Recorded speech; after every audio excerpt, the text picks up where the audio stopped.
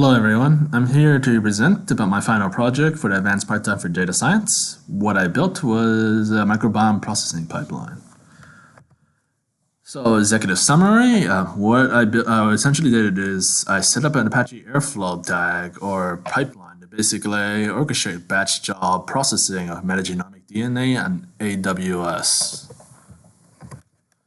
So just an overview, I'll be talking a quick introduction to bioinformatics and what my work is and what this data actually is for. And then talk about just basically how Airflow was built to process metagenomic data, and then just conclusions and future direction.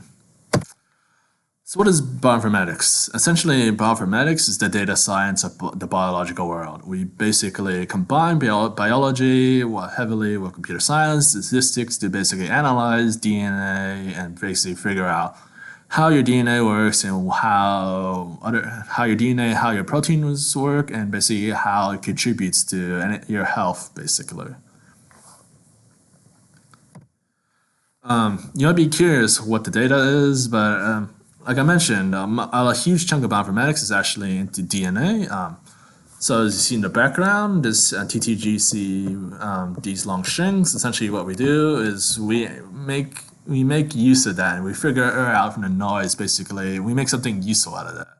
Then we eventually plot it, we do statistical analysis. That's the high level overview of just what our data is and what we do. But in case you're wondering what the raw data actually looks like, essentially what you have is thousands of these strings, which are essentially parts of your DNA. So you can think of them as, if you think of a string length of 75, when your genome, all your DNA might be like 20 million or whatever, a length of 20 million, and you want to figure out where these chunks fit inside you. Essentially, that's what our ultra raw data looks like, and you can imagine with such algorithms, it's very greedy and it takes a very, very long time. So I'm going to segue into microbiome research because that's what my final project used. But essentially what this is that we basically analyze, let's say from your mouth, from your stomach, from your feces, just what bacteria is living there. And a lot of the goals basically see, hey, if you have these bacteria in you, maybe that's why you're healthy or why you're not healthy. That's the high-level overview of what microbiome research hopes to do. So in a typical institution, many academic institutions especially, they use a lot of HPCs, which are high compute clusters.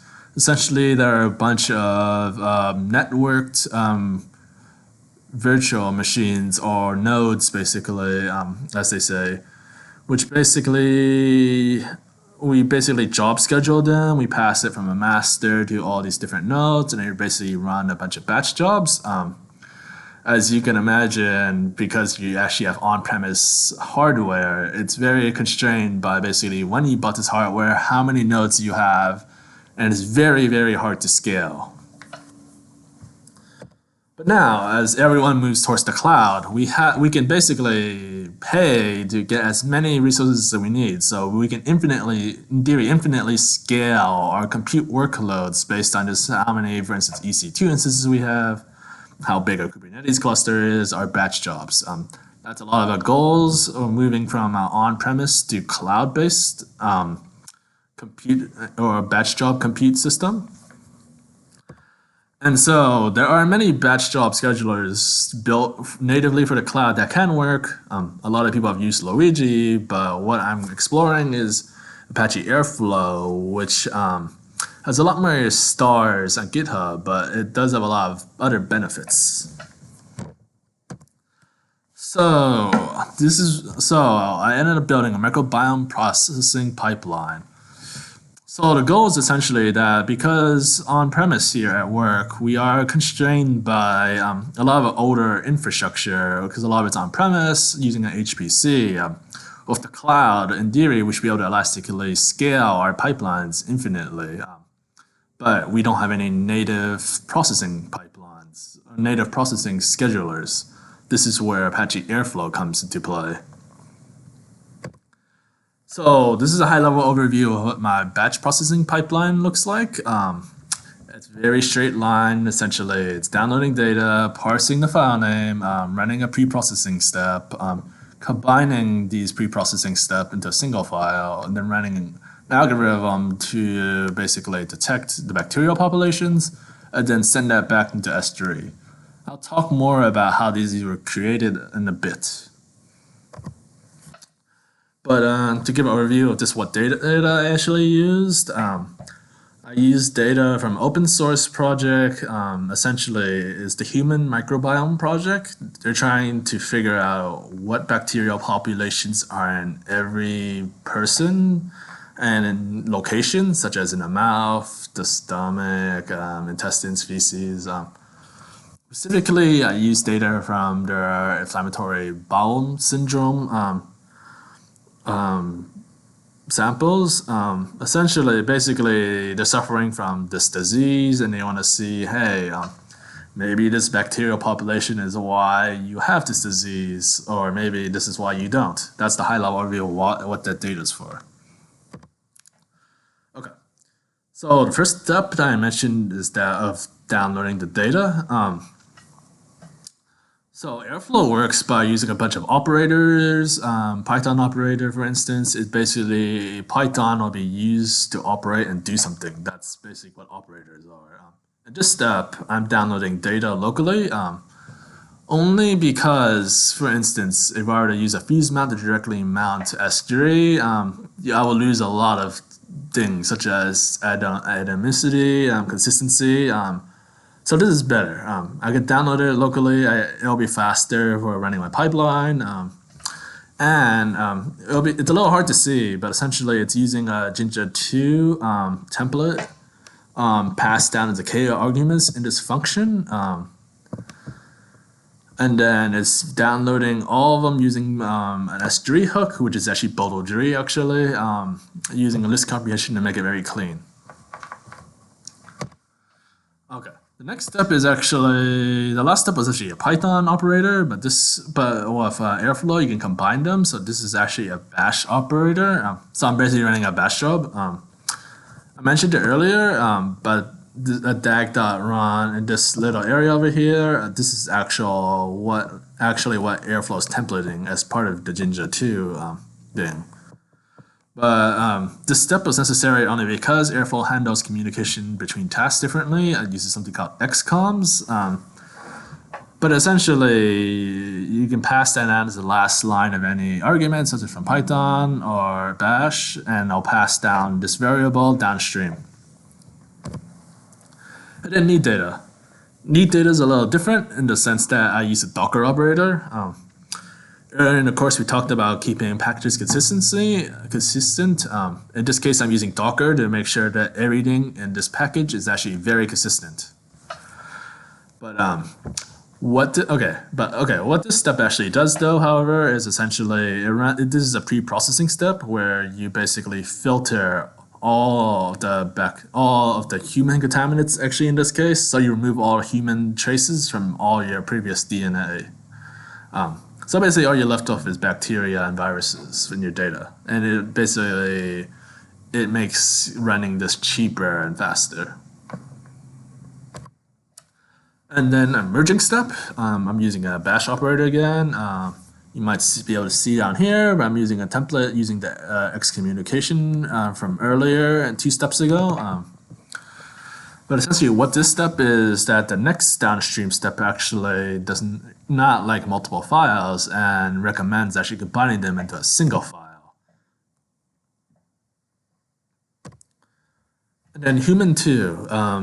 This is actually the main algorithm that's used for this pipeline. Essentially what it does is calculates from your fecal samples, or bacterial samples, basically what kind of bacteria populations were detected and what they actually contribute to. So basically what genes they're doing, what they're actually doing in you.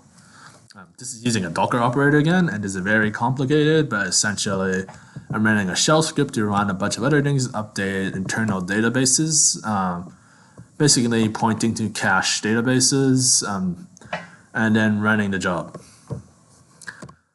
Finally, I'm uploading the data back into S3. using an S3 hook again, just using the OS path to find all the files, using some of the template korgs. But essentially, I'm uploading data again only because so it can basically be used downstream for analysis as well as potentially for other things like visualization. Okay.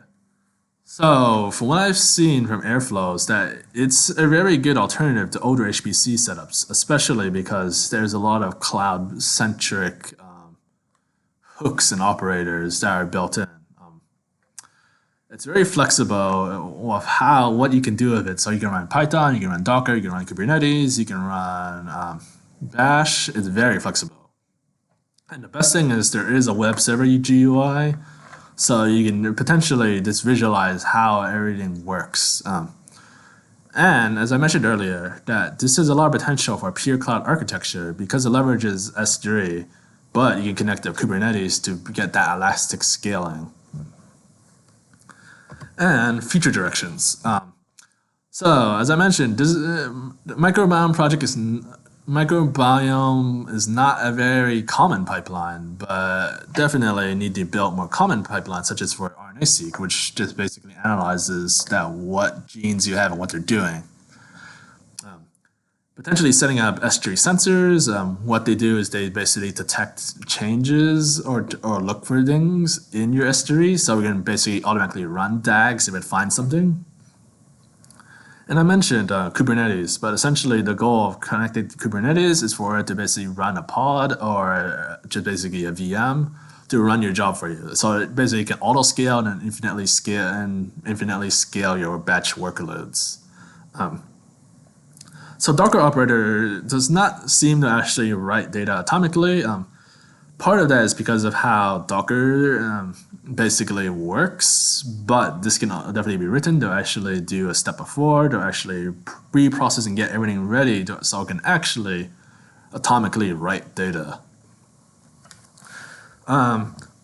Also, with how it's normally installed, Airflow actually builds a local SQLite database.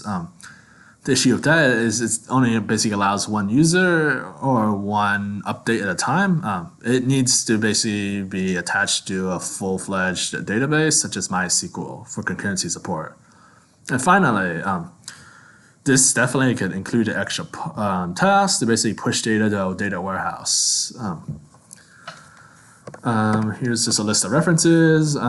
Basically, it's the links to the main algorithms, human to need data, some tips for making Airflow unit tests, and the tutorial for Airflow. Thanks for listening.